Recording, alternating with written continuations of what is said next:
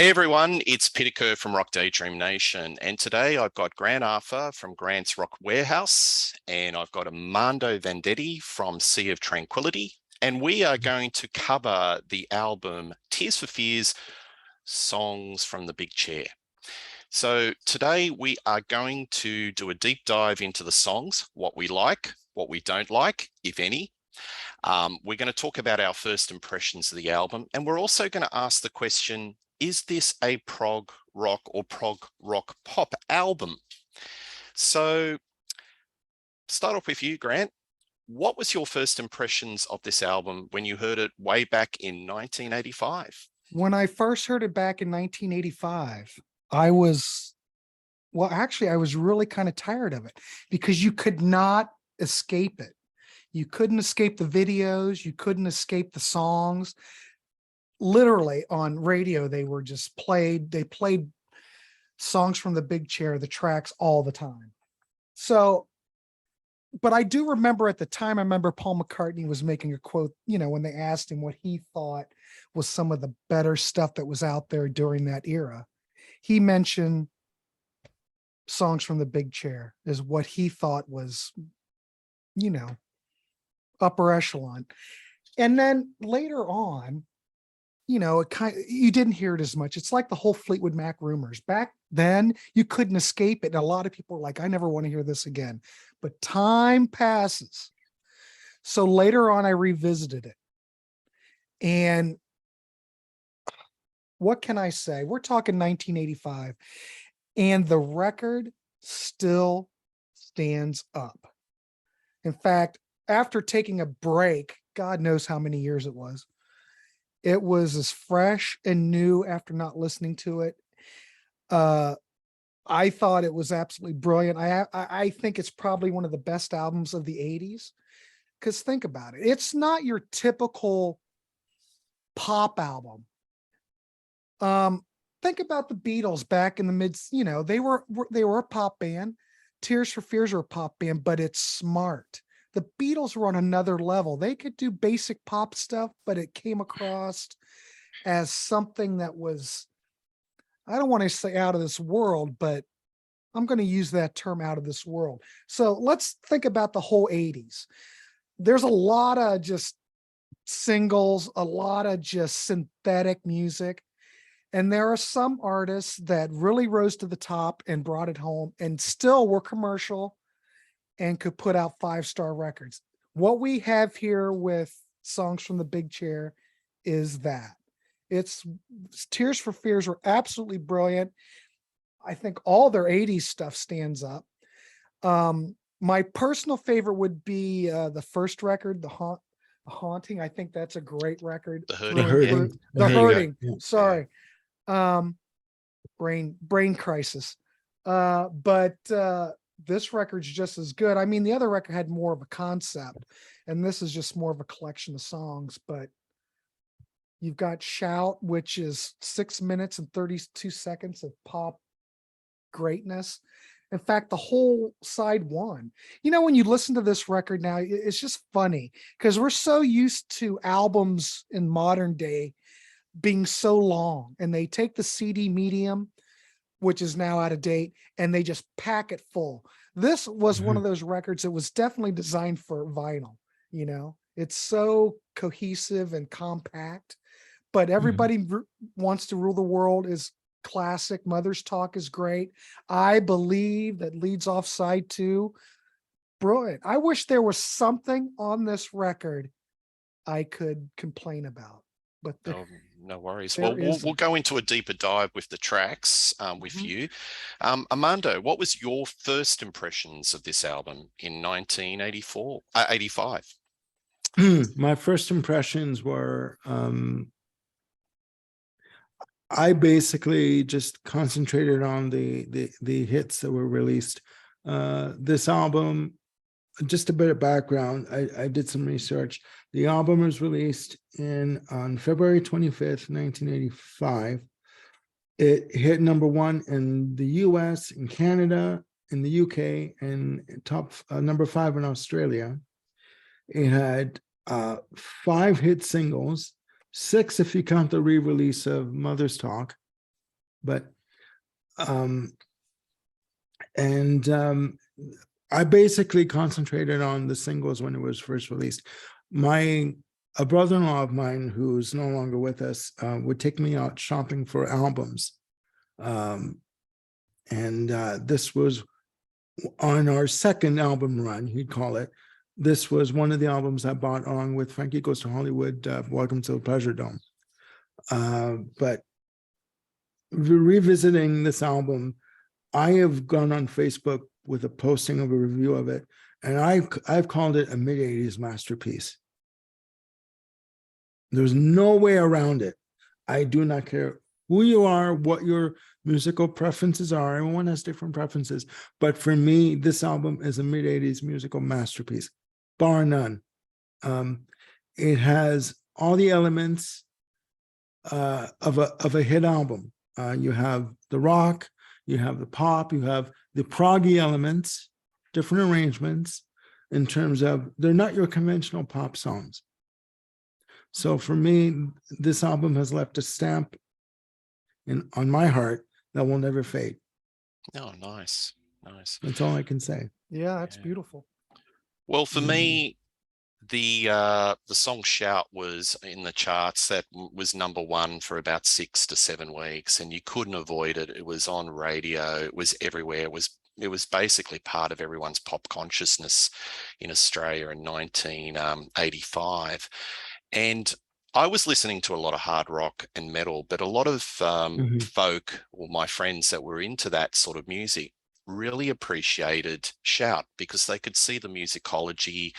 It had a prog element. We'll talk about that more later, but it seemed very brave because it wasn't a traditional 3-minute song. It sort of explored different sort of instrumentation, different slight change of melody. And it had that wonderful reprise, about Shout, and the video clip, where they're the two guys walking on the Scottish Isles along the beach. And, then it's right at the end where they've got everybody, all their friends and family in the back, and just for a rousing finale. I think that was the song that really hooked me in. And then, Everybody Wants to Rule the World. 1-2 punch. Absolutely magnificent. And yeah, it's the singles that sort of drew me in. But I, like you, Grant, had a bit of fatigue because it was played to death for a period of a year.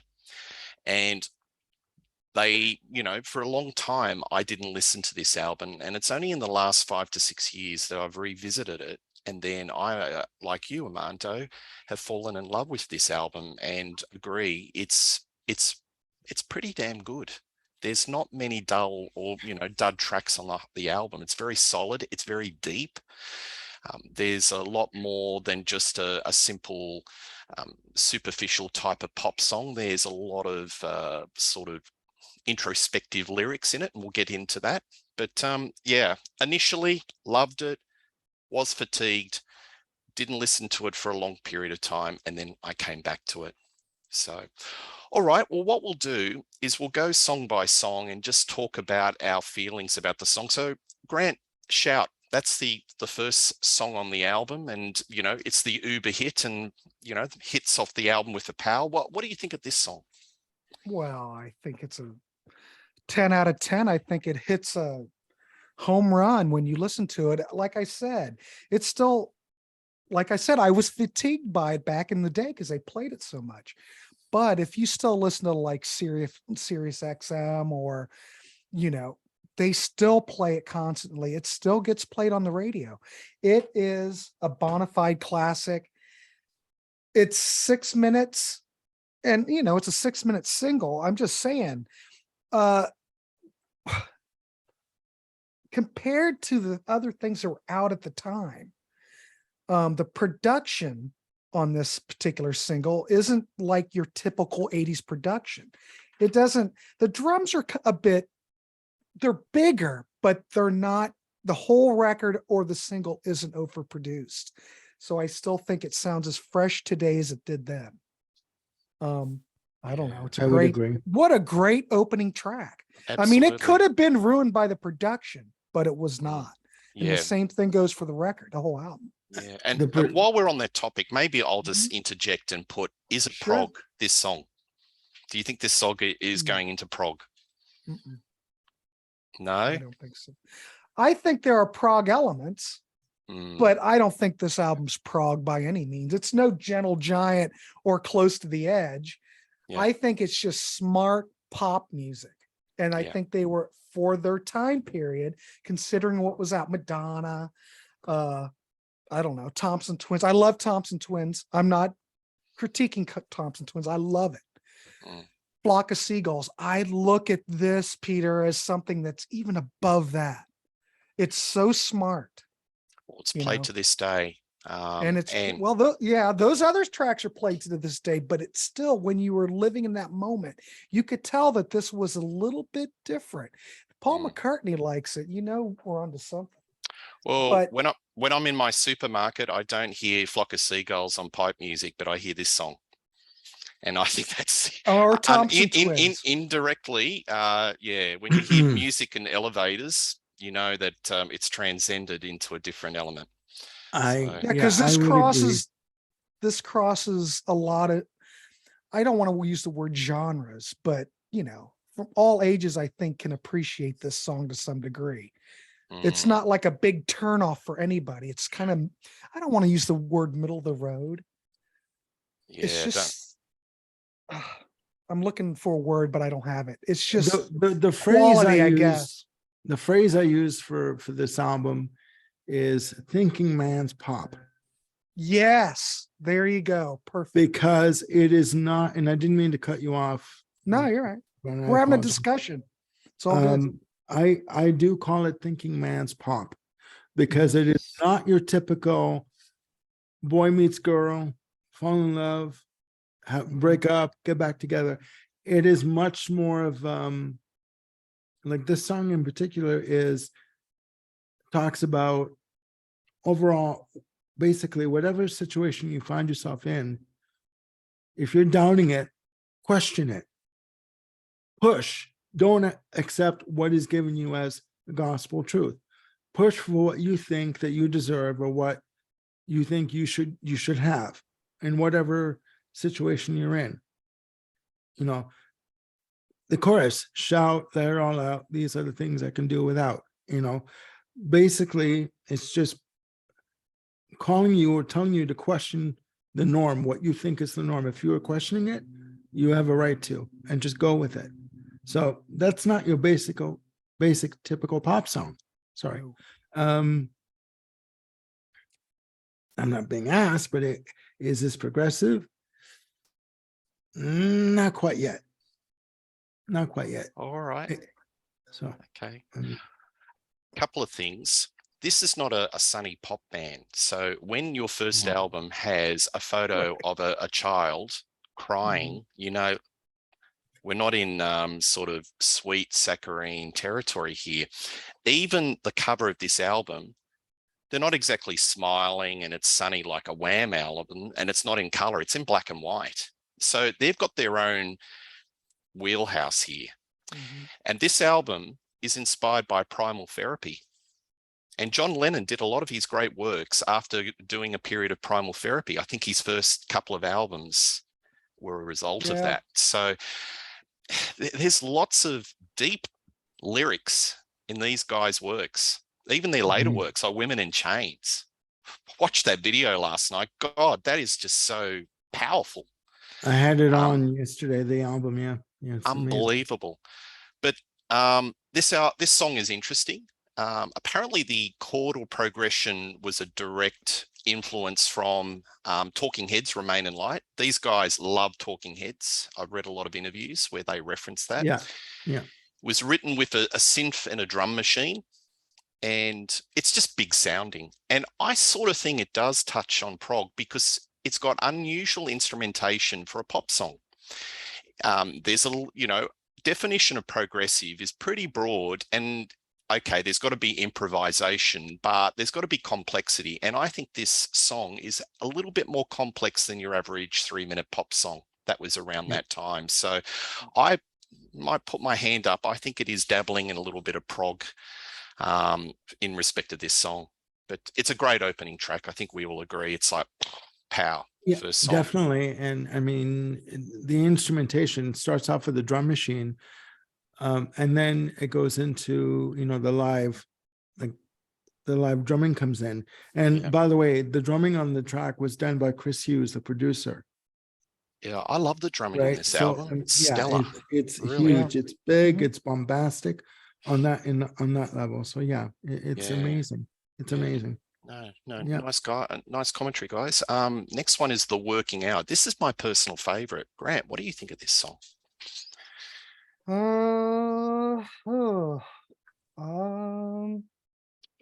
I think it continues on with what we've been dealing with. I think it's another 6-minute and 30-second masterpiece as far as I'm concerned. I don't have any particular I don't really have any particular thoughts on it, so to speak. But Yeah. it, as a cohesive unit, I think everything fits here well. I don't know. Yeah. I don't I really have much agree. to add about it. Maybe Armando has something to add to it. I don't really have much to add about that. Well, this song was the original title for the album. And then it was switched to Songs from the Big Chair. This song, in terms of a piece of work, it's got to be one of the most proggiest tracks on the album, because you have it's a different arrangement, different styles. It's more ambient in terms of the keyboards, and even the saxophone intro, which in terms of musicians on the track, Mel Collins, who used to play with King Crimson, is featured on this track. So and the subject matter, just doubting what your place in the world is. I mean, the chorus is, it goes, "This is the working hour. We are paid by those who learn by our mistakes." And what he's referring to there is the record company, Phonogram or Polydor or Polygram, was, after the hurting, they were forcing them, and like, look, we need a single. So they released they wrote a song called The Way You Are, and that song bombed, and they didn't like that song. So that's what, you know, you're paying us for the mistakes we make in terms of what we release as a single. So that's what he was referring to. It's a very atmospheric track, beautiful arrangements. Drum machines or not, it's bloody brilliant. I'm sorry. And that refrain, that musical refrain in my head, that keyboard intro and that sax intro has been playing in my bloody head for the past week. You're not alone there, mate. You're not alone. And I'm like, what the hell is going on here? I'm like, this is not your typical pop album. This shouldn't have that much of an effect on you. You know what I mean? So, I mean, yeah, I think it's just bloody brilliant. I mean, yeah. I mean, it almost has more of a Sade kind of feel to it on this track, and almost more of a jazz influence, I think, than, well, it almost seems like it's got more of a jazz influence than maybe a prog influence, but maybe that's just what I'm hearing. I don't know. Yeah, well, I think what you're sort of alluding to in a way is it's a headphones album too. Oh, beautiful. It's just, you can hear it without the headphones, but it's a headphones album. And I was listening to this song, and it's got this almost jazzy Coltrane saxophone line all the way through. And it definitely goes into prog territory. So I agree with your earlier comment, Grant. And it's the best track in my opinion. I think it's emotionally affecting. Some of I think Roland's voice is devastating. His voice has never been better. I think he's just completely brilliant on this. Apparently, I was reading an interview with Kerr, and this is their most requested live song. Oh, really? They find it very hard to play live without the sax, because the sax is very important. So, it's very integral to the composition as a whole. But he says that this is the most requested song off that album that they, fans want to hear live. You're right, Armando. The lyrics about this song is basically Roland sick of people telling him what to do. So it's a bit of an empowering song, but yeah, I love it. It's jazzy, it's brave, and Roland's vocals just soar. And the production on it, the atmosphere. Yeah. The drums sound great. Yeah. It's perfection. I don't know. Devastating in a good way. It's devastating. Oh yes. Just a quick note, and people who are watching, if you want to see, there's a documentary on the classic album series on BBC. If you want to see the making of the album, the documentary, find it, watch it, and literally watching it actually brought me to tears, like not bawling, but emotional. I was very emotional while I was watching this, because this album hits me on such a primal level of how good it is. It's just, I'll sit there and just start tearing up, and I have to catch myself before I start babbling on like an idiot, kind of a thing. Well, that means it's worked, Armando. Oh my God, yeah. If it affects you emotionally, it works. Yeah, and the great acts like the Beatles, the Beach Boys, that affects, and this album does. So if it hits you that way, Armando, it's good. It's got to. Alrighty, next song, Grant. Everybody wants to rule the world. I don't think there's not too many people who like music that haven't heard this song. No, I think everybody's heard it, and I think probably everybody's seen the video. But keyboard riff in the beginning, I mean, I don't want to say it screams 1985, but I want to say that it screams 1985 in a good way, because it's infectious. The vocals are great. Kurt's vocals on this, I mean, who doesn't like Kurt?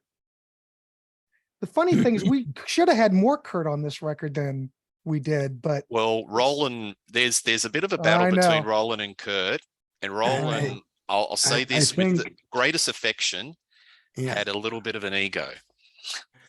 So I think at this point in time, I agree with Peter. I think at this point in time, they were battling about who was going to be in control, and Roland thought that he wrote a bulk of the material, so he should be on vocals. But Kurt sang all the singles, so and he admits to that. Roland admits to that, right? So yeah. But I think it's probably, well, obviously, guys, what can I say? Everybody's heard this track. It's one of the standout tracks. It's obvious that it's a single.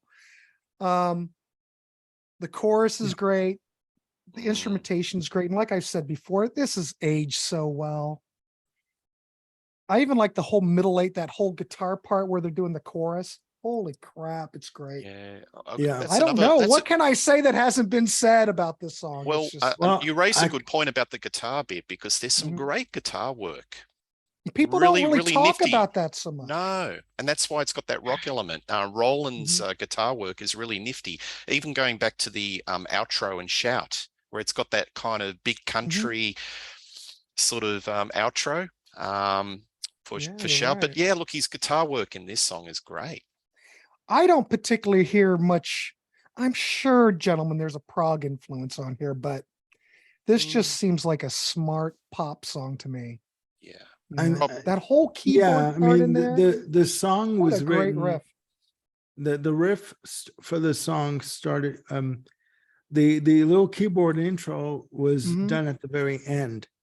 Oh, wow. Okay. The song was based on two chords that Roland Orzabal was strumming on an acoustic guitar, and the producer Chris Hughes said, "What is that? Like, what are you doing? Like, and he just played for it. And he said, "Well, it's nothing." He said, "Well, give me a day." So he took the chords. He did it. He did a keyboard pattern based on the chords. He put in a synth bass, and he put in a drum machine pattern, and it basically was Roland Orzabal's wife, Carolyn, rest in peace, that liked it in the studio, heard it in the studio and said, I like this. And then Chris Hughes said, really, tell your husband that you like it. So There you go. he really didn't want to do it because the original title was Everybody Wants to Go to War. Yes, that's true. Instead of Everyone Wants to Rule the World. So he rewrote it, released it on the album, and the rest is history. I mean, it's a classic track. Mhm. And again, the songs are talking about the doubt, self-doubt. You know, where do you fit in society? Can you fit in society? Do you have a place in this world? And I think they tackle the issues brilliantly on the album. I can't get enough. I can't use that word enough. I think it's just bloody brilliant. I mean, Well, Armando, I sorry, have a it's not- question though for you. go ahead. Would you almost consider this a concept album based on the lyrical content? I'm just curious how you would look at it. I would say in terms of lyrical content, yes. Lyrically speaking, it is a concept album. Mhm. Interesting. Slightly. It appears so. And what it does is it takes pop music, their version of pop music, and flips it on its head.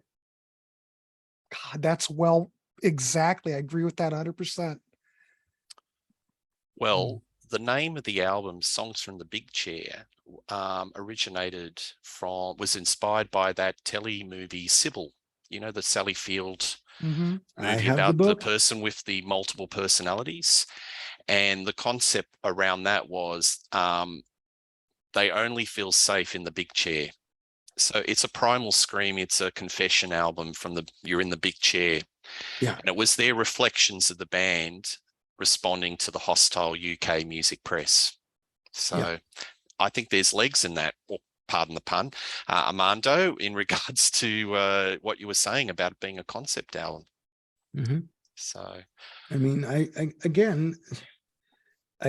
like, to me, the album cover is very simplistic. The Mhm. album cover is based on a photo shoot that they were doing. And it was Roland Orzabal that chose the album cover picture. He goes, that's it. That's a picture. You look at it, it's the two of them in, basically black and white shot. Looks very simplistic, but what's on the vinyl is bloody complex. So it's a dichotomy. It's like, you don't know what you're going to get. And you're pleasantly surprised when you do get it, because it's an amazing piece of work. absolutely, I agree. The only thing I want to add on Everybody Wants to Rule the World was the name of the song was actually lifted from a Clash song called Charlie Don't Surf. And Joe Strummer apparently confronted Roland in a restaurant and said, you owe me a $5, mate. So Roland got out his wallet and gave him a $5 and said, thank you. So a little bit of trivia. Oh, wow. Well, I have That's another great. piece of trivia. When they hit Go the ahead. one with Everyone Wants to Rule the World, Wham! And originally, George Michael sent them a bottle of champagne to celebrate. They sent the bottle of champagne back to them. Ooh. They did not want to be considered what they considered to be light fluff.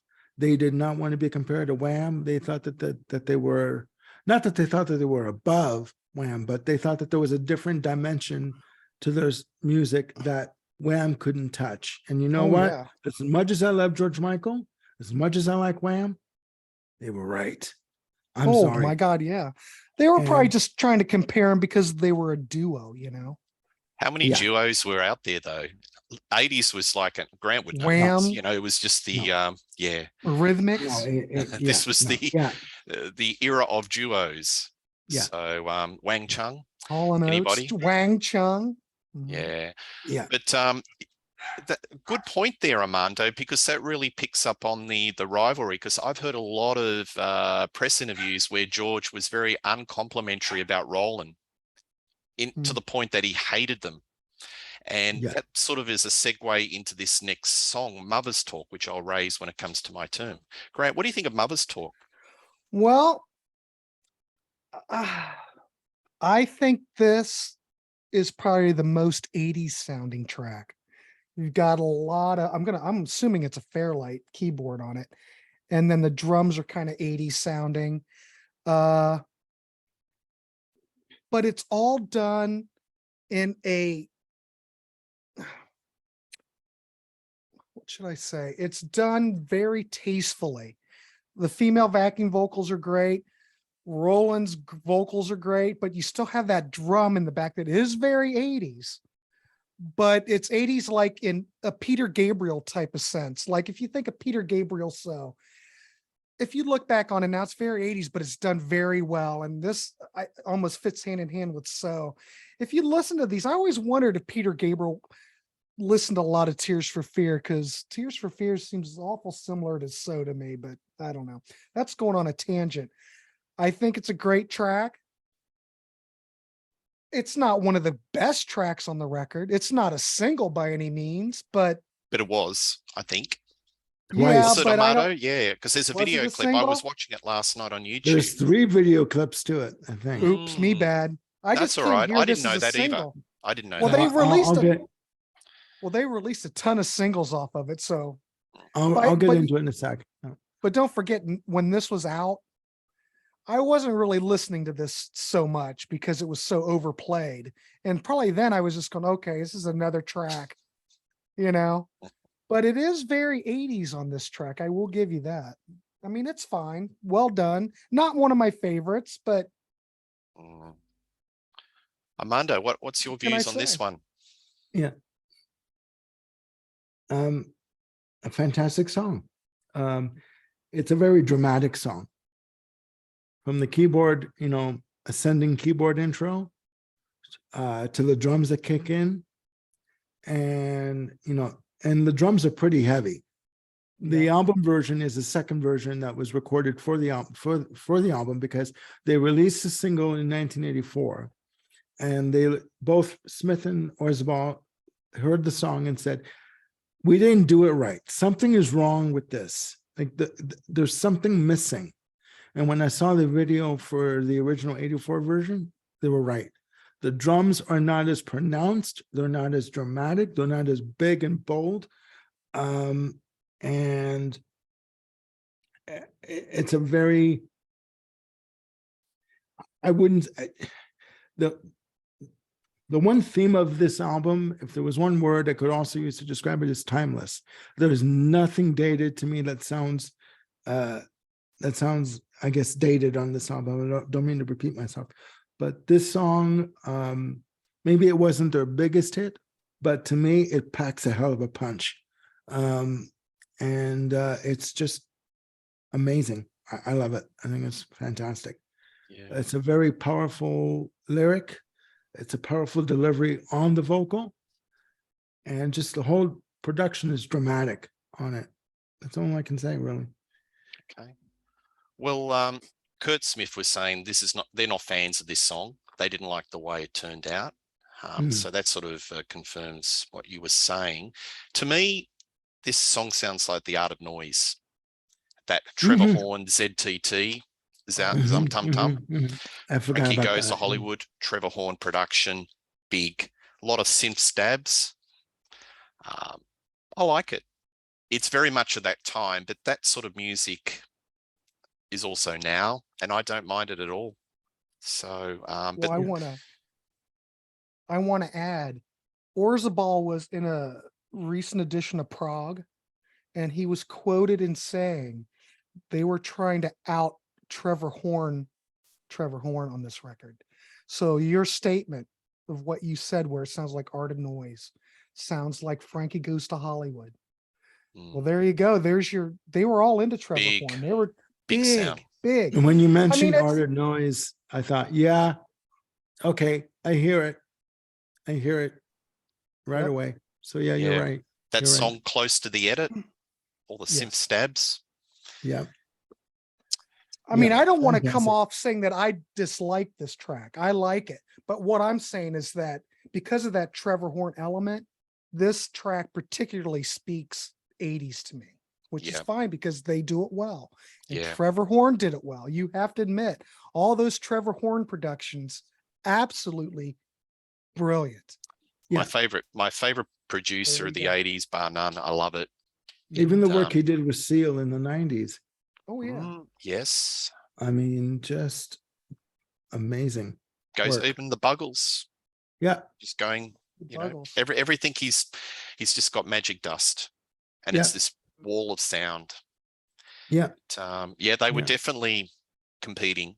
It's a very busy song, very busy. It's very busy. Yes. It's layered, it's textured, but it's not crowded, I don't find myself. That's my opinion. I Oh, I don't don't mind. It's crowded. I don't mind it. It's crowded, but It isn't, yeah. It but it's works. well done. It's well done. It works.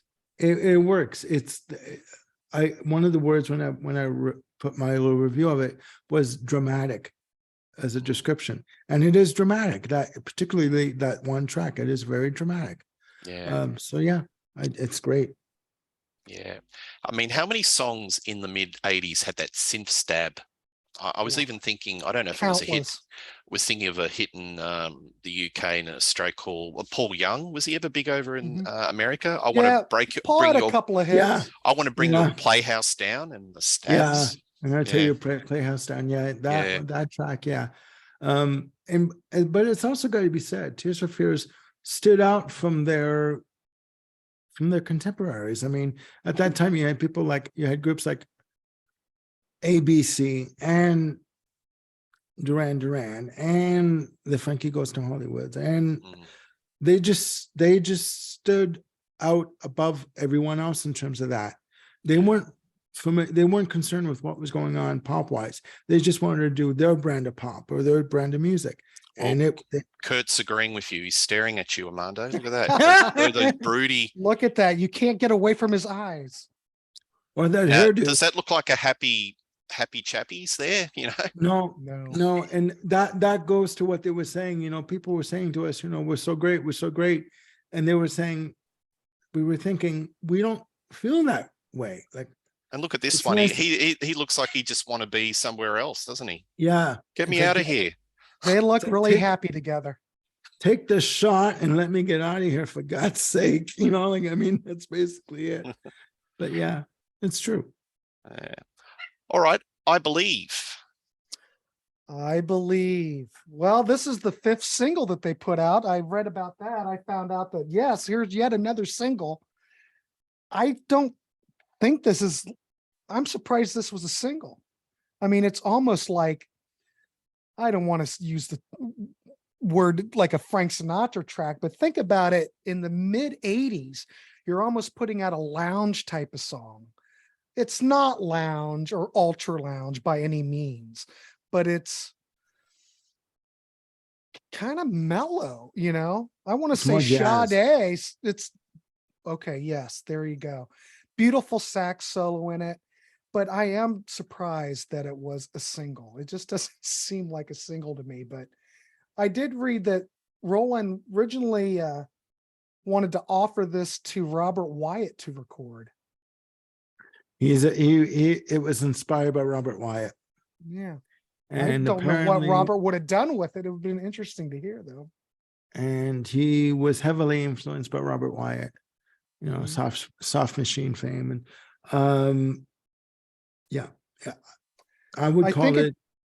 Sorry, go ahead.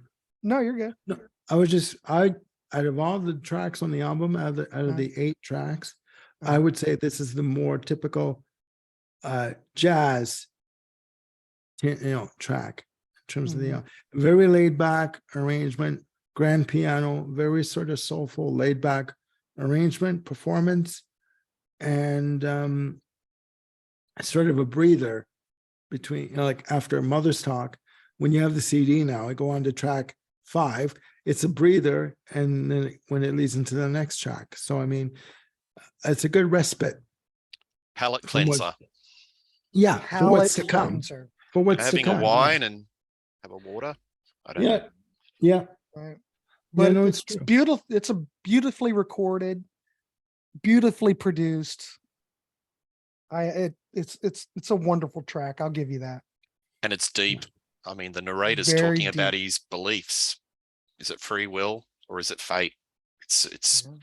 the life, the universe, and everything, which this whole album is about. So Yeah, and there may be a lot of techniques that went into the production, but it sounds very simplistic in terms of its presentation, and that's the beauty of it, where you can take something that you've worked on and noodled at it and tweaked it, but makes it, but it comes out very simplistic and very easy.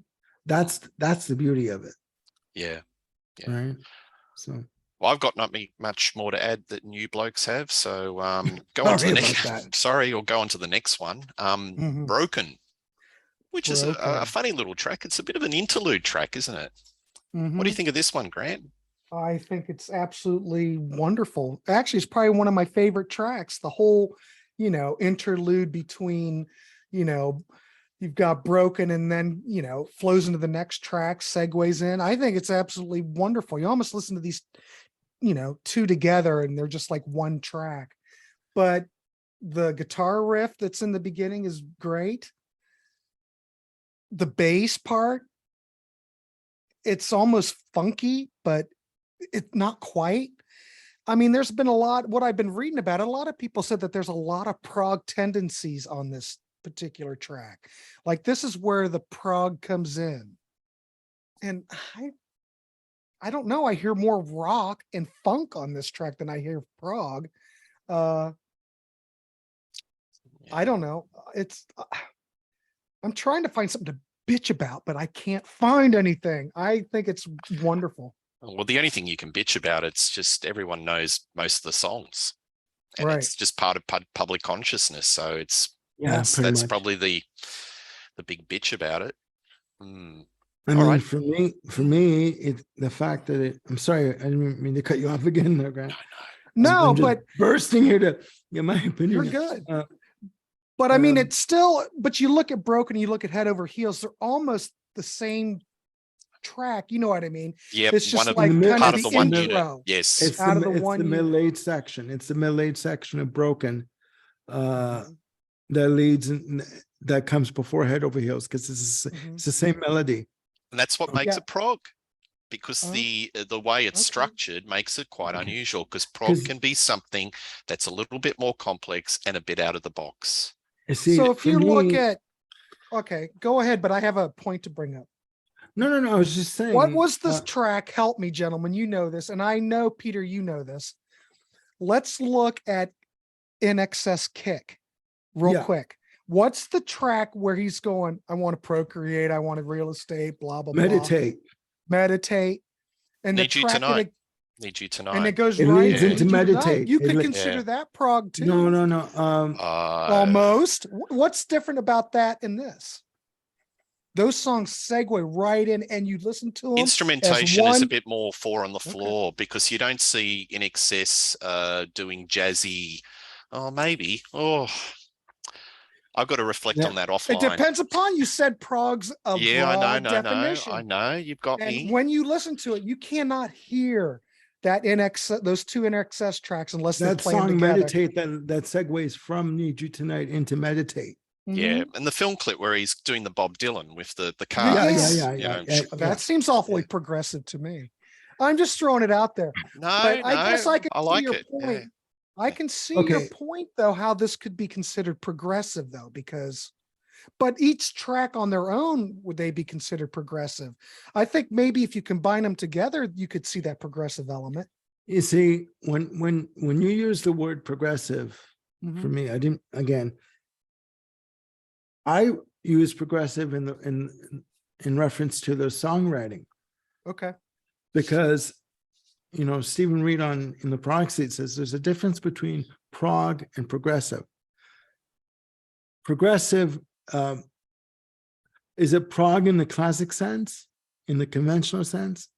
Like 10-minute musical landscapes and keyboards and mellotron. No, is it progressive in their songwriting style and in the way they presented the songs and the way they produce the songs? Yes, very much so. And even in the subject matter, because I mean, with the track Broken, I mean, it Mhm. segues from, I believe, starts with the keyboard intro, and then it breaks into the drums. And then that heavy drum pattern, which I'm surprised he didn't break the snare head, whoever was on drums at that, because he's beating, if he's doing it, I mean, I'm sure it was a combination of programming and live drums. And I'm sure he almost broke the snare head when he was doing his drum pattern. The bass comes in, and it's a bloody brilliant bass line from Kurt Smith. I mean, he's an unsung hero on this album in terms of his bass parts. Well, And he then thinks so too. Oh, I agree 100%. And then 100%. the guitars come in, and it's a rock track. It's a bass. But even the subject matter, like, I'm going to quote you a lyric, from the first verse: between the searching and the need to work it out, I've stopped believing that everything will be all right. Like, he's basically saying, and the chorus is, broken, we are broken. So it's like he's saying, you know what? Don't ask me what the meaning of our existence is, because at this point, I have no bloody idea. You know what I mean? Like, I'm still lost. You think that I know the answers, but I don't. So look for yourselves, fend for yourselves, and think for yourselves. Yeah. And is that typical pop? Hell no. Yeah. Hell no. No. The only regret I've got is I should have put this up, and you'd look at his eyes while you were saying that. See? All right. Well, You want to say that again, and just imagine he's talking to you, Armando. But I'm not falling Armando, for it. but like we said It's before, true. this stuff rose above a lot of this other stuff in this time period. These guys were on another level. This was the cream of the pop, like crop. you Top shelf. said. Top shelf. Top shelf. Top Thinking This shelf. was the man's cream of pop. the crop. And all the sediment that was around them just sank right down to the bottom. I'm sorry. I mean, Yeah. and my only regret for Broken is that it's too short. Yeah. And it's got that nice sort of intertwine of Head Over Heels, the little bit of a I mean, melody in with the late little, section. that kind of glockenspiel type melody. They're all one and the same. But if Mm. you think of them as one cohesive unit, it's just perfect. Those two tracks together. But still, they are listed as two separate tracks, so they're two separate songs. Yeah. Two But separate songs, but to me, they're as one and one the unit, same. it's almost prog. Yeah. Almost prog. Like Almost in prog. excess. I might call this show Almost Prog. That seems to be that's what I'm saying. This was yeah. a great idea, a great Mm. topic, Yeah. Yeah.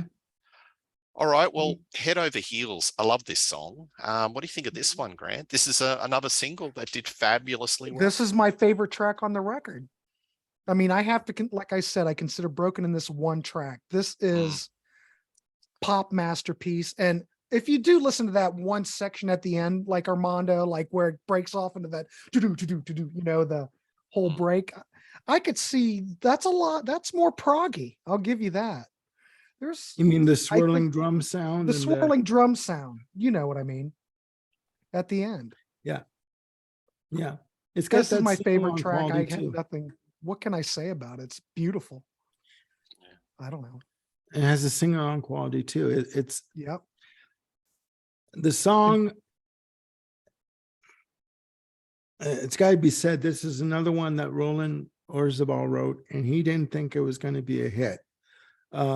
The A&R guy from Phonogram was saying, we need radio-friendly hits. And Orzabal was saying, what the hell are you talking about? Like, what do you want from me? So first he told him he needed a driving song. A song that you can put out in the car and drive and just get into the groove of it and sing along. And here comes everyone wants to rule the world. Everybody wants to rule the world. That's a driving song. I've actually got an album called 20 Great Driving Songs, and that's the first song on the album. Exactly. And then he said, we need a radio-friendly song. And again, Orzabal says, what?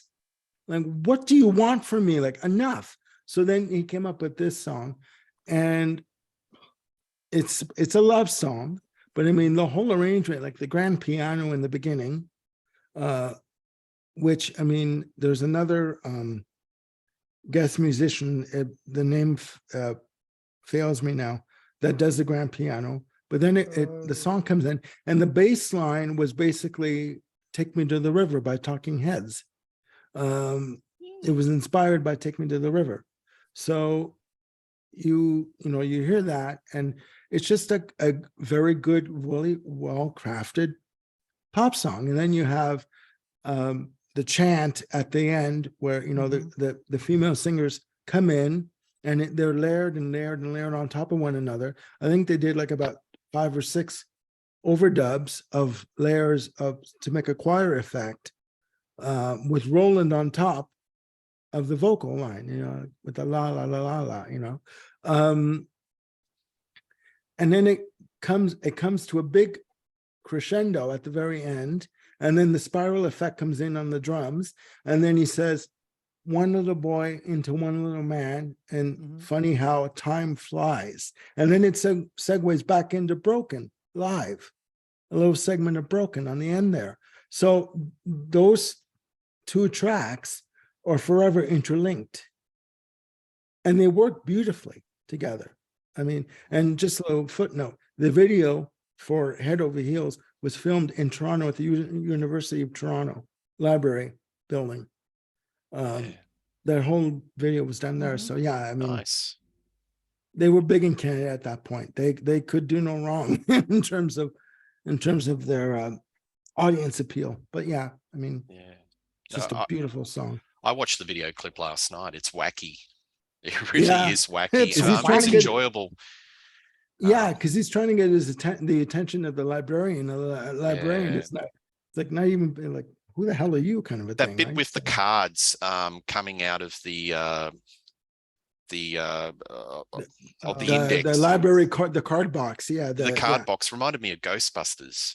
Yeah, a little bit like that. Yeah, but he's basically, it's a love song. Oh, God. In the video, he's a very clumsy, very awkward, vulnerable individual trying to get the attention of this librarian, and she's like, "What the hell?" Right? And you got the monkey, the chimpanzee in there. Oh, in the yes. video, a gratuitous monkey scene. Yeah, but they're not taking themselves too seriously in that video, which I find interesting. Well, isn't that funny? Because not like this. Yeah. Coming back. No, I like that song. And this is the song that tipped George Michael over the edge, because Wham put out their farewell single, and this song prevented them from topping the UK charts. So George Michaels was out in the press. "I hate this band." He had his own issues to deal with, all due respect to George Michael, but I mean, you tipped him over the edge. Well, he needed to be tipped at that point, I guess. But I mean, all due respect, but you can't deny the pop sensibility of this track from a pop perspective. It has a sensibility about it that is fantastic. It's a fantastic piece of work. Well, I listened to this song and I keep thinking that there's quite a bit of a Beatles influence, because if you think about it, that whole hook at the end, if that's not "Hey Jude," I don't know. I mean, were these guys? They were big on the reprise at the end. Even shouts. "Hey Jude" for the 80s. Shouts and shout. Yeah. Yes. Very Beatlesque, kids. Yes. Yeah. I love the opening lyrics. "I want to be with you alone and talk about the weather." I just think it's just go through the card catalog. It just gets to the heart of the matter. This one, I think it's a great song, rousing. Well, with that one lyric, it's hard to be a man with a gun in your hands. It's like he's saying he's basically confused about himself and about what about this relationship, what could be a relationship. So, I don't know. There's so many layers to this, so many levels that you just can't say it's about one thing in particular. Did I mention that this album went 5 times platinum in the US? I mean, that's massive. 5 times platinum in the US, 7 times platinum in Canada. What did it do in Australia? Went to number 5, so it did solid business. But the singles, they were like top 5. Shout and Everybody Wants to Rule the World went to #1, I believe. So yeah. Yeah, we Huge. like it here in the States. I'll give you that. Yeah, but the Loved it. problem is with the record companies is their rule of thumb is if something works, flog it. Mhm. Flog it till the cows come home. So with Tears for Fears, it got to the point where I think they were re-releasing songs like as like double A sides and whatever. And I think that kind of backfired to an extent because I mean, okay, you have Shout as a single, then you have Everyone Wants to Rule the World, Everybody Wants to Rule the World as a single. And then, okay, what do we do? We'll re-release them back to back, like as a double A side. And you get to the point, well, I know they did, and I'm sorry, I didn't mean to divert, Peter. Forgive me for that, but it's just you get to the point where you just think, okay, what else is there? What else? And like enough is enough. Like you need to move on from that, right? But Yeah. there is one more song in the album, by the way, ladies and gentlemen. So we kind of There is, and this is a finale, and maybe this is a bit more prog. Listen, Grant. Very much. I do so. like the way they have handled side 2 with everything how everything all intertwines and segues, because this just segues right into the previous track. It's just, well, you've got that whole audience thing, because I guess that was recorded live. That, what do I want to call it, the finale of Everybody Wants to Rule the World, Yeah, or I think that whatever part was you want to recorded at call it. Massey Hall. Was in it? Toronto. Okay, gotcha. Yeah, and just But for the it's record, nice the way it goes into I have listen, this. and it's just kind of, oh, nice. I have the Tried to album. get that. I couldn't get it. Sorry, I didn't mean to. Was that just a Canadian import or what? Record Store No. Day. There was a Record Store Record Day Store release, and just This limited album, press. just quickly, this album was on Amazon for like $60. Okay, I found it at my local record store for $16. Yes. So I'm There like, you you go. know what? The guy said to me, he says, Armando, you might like this. He just put it in my hand. It was the only copy. I'm like, okay, that's it. I bought it. Well, I'm out of here. was it used, or was it from Record Store Day Brand when new. you got it? Oh, brand new. They still have it. They got a random shipment from Universal Music, and Cameron, who's one of the sales guys, says, Armando, you might like this. So he just popped it in my hand. I'm like, that, all right, done. I said, don't put this in, this is mine. Don't put it back in the section. I'm taking it. So he's like, I didn't. Well, you do know this is a little bit of tangent, but a friend of mine owns a record store, and sometimes when they can't get the Record Store Day stuff in, it's still on order, but then it might come late, and then they'll ship it out late to the record stores, and then all of a sudden they get like, oh crap, there it is. You know what I mean? Yep. Yes. So that's probably what happened. You know what? Whatever the situation is, I took advantage of the situation and I bought the bloody thing. So I'm actually getting a little teary-eyed right now thinking about it. But anyway, go on. You were saying you were at the right place at the right time, Armando. This is my this album is my youth. That's all I'm gonna say. I mean, oh yeah.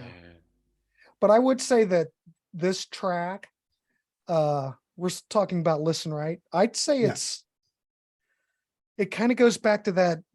I don't know if you want to call it. Well, I guess I might just use the term prog on this track. I mean, it's a bit jazzy, but it does fall into that definition, I guess.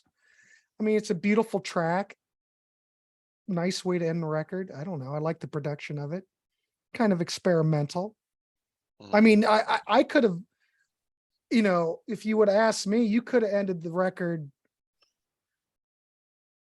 with the previous track, and I would have been fine. You could have ended it with Head Over Heels, and that would be the perfect ending. They needed something else. You think? They needed something else. In terms of Listen, it's one of the it is the prog track on the album for me.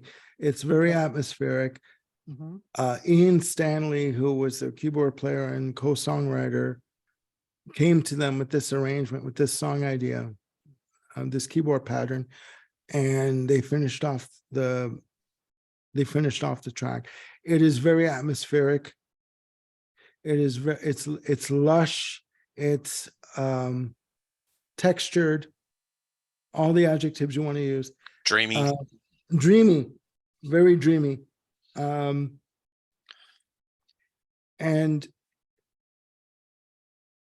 I don't know why, but music lately has been hitting me on a very, very guttural personal level. And I'm sitting here looking outside and the snow is falling very badly, by the way, we're in a snowstorm. And that music is coming back to me right now. That whole intro, that keyboard intro. Yeah. And the lyrics, I mean, on the very end too, that are supposed to be in Kenyan, but they're basically gibberish. Well, I've got a little funny story. I was watching a webcast with Kurt Smith talking about it, and he reckons it sort of sounds like have a chicken tikka dinner. Chicken tikka as an Indian, because they were eating a lot of Indian food. Have a chicken tikka dinner. Yeah, yeah. I thought that was funny. Well, the word cuckoo is Nigerian or Kenyan for chicken. Right, because they asked Ian Stanley what the lyrics on the end were about. He goes, aside from cuckoo, it's all gibberish. It means nothing. It's all just words that sounded good together. And the operatic vocal from, I think her name is Marilyn Dennis or Davis on it. Sorry, Marilyn Davis. My apologies. Just it all meshes together fantastically. I'm sorry. It's just. No, don't be sorry. No, that you summed that up perfectly. Again, this is another total headphones track. You put it on, the instrumentation is just adventurous. It's brave, and you can actually hear these really funny effects. Is like walking steps. There's lots of sound effects. It's an operatic voice, as you said. Computer bleeps, pings and bleeps. It's a really interesting track, and maybe it's the most proggy on the whole album, Grant. Yeah, I can't think of anything. Think about it just for a second. I can't think of anything in 1985 that even sounds like this, or you would even end the record with it. I mean, this record just, I don't know. It's perfection, but it is a beautiful way to end the record, I must say. But I can't think of anything else that sounded like this. It's an entity unto its own. Yeah. Yep. It is. There's no way around that. And I guess the question is, how do you follow up this album? And they were pondering. You wait 4 years. Spend a lot of money. Millions of dollars. I'll tell you how you do it. Not to cut you off again, Peter, I am so sorry. You toured this album incessantly. You play both albums, The Hurting and Songs from the Big Chair, back to back in their entirety, the same drum patterns, the same musical cues, get sick of it, go away for 4 years, record an album that costs $1 million to record, throw it out, and then re-record it again and come out with Seas of Love. So, I mean, it's like, it's a lot of work, man. And it's a lot of stress and a lot of pressure. Did you gents ever have seen Tears for Fears live? I haven't. No. I've not. Yeah, I've not. They're on my bucket list to see, and I've seen recent clips, and they're fine. They sound magnificent. And the tipping point stuff. I've seen some online, like them playing in the studio, and there's plenty of stuff on YouTube. They are top notch. Yeah, they're top notch. Yeah. They don't do the greatest hits rock crews. They're like Duran Duran. They have their own audience. They play medium to large size theaters or concert halls, and they're still touring and sound great. I have every album, pretty much, I believe, and I'm about to receive a copy of Everybody Loves a Happy Ending. Great, and they have not lost their touch. The Tipping Point has got to be one of the best albums of 2022 for me. So I agree 100%. It says a lot. Great record. Um, Great record. Yeah. So out of that class of the 1980s, the bands that are still at that sort of echelon, you've got Mhm. Tears for Fears, Duran Duran and Depeche Mode, and U2 maybe. U2, I'd Maybe. put U2 in that group. Mm, I mean, officially they're still together. I mean, I don't, yeah. Yeah. No, I don't I think would if agree there's with you, anybody Peter. else. The I don't think Cure still around. Yes. But I would agree with you, Peter. yeah, About I put Cure in a different entity. They're not in that pop. They were sort of more alternative, but yeah, putting those ones, and then you've got your Spandaus, and although they're sort of at that sort of second division, they're not quite at that level of the Tears for Fears, the Duran Duran. I mean, Duran Duran are getting inducted into the Rock and Roll Hall of Fame tonight, I believe, and I think Tears for Fears, they've done enough. They should get the be in there. get the kudos. They should be nominated. Yeah, I I'm don't look surprised at they're the not. Cure. I look at the Cure in a different tier too. I'm just talking about bands in that time period. Oh, absolutely. That are still out cranking. But I think I would you guys put Tears for Fears in that second British invasion type of categorization? You know, like I would. Flock of Yes. Seagulls and They Culture Club and all that. right at the end of the wave, because the wave that went over to 85. America sort of finished up at 86 or late 85. So they were right at the end, but Right at the what a end. big, they came right to the shore. They were, you know, one of the best came last in that British, because Human League and some other acts, they ran out of puff. I But think even Dare's a Duran great Duran, record. even Duran Again, Duran in 85 was starting to run out of steam. Well, if you go Well, I back and mean, listen to Seven and the Rage Tiger, I don't know, Peter, that album still stands up, and that's I 85. don't think so. I think Rio stands out better than Seven in the Ragged Tiger. I just Oh, well, by far, but I think Seven and the Ragged Tiger is It- fine.